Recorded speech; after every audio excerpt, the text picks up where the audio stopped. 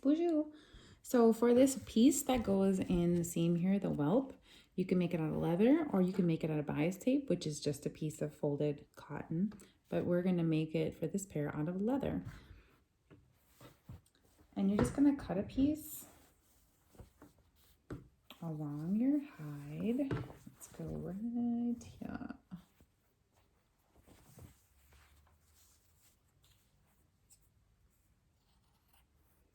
Just about a 1/2 inch.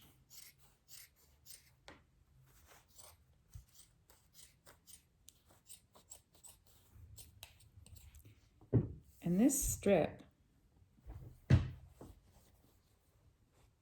needs to be long enough to go from this point on your vamp around to this point.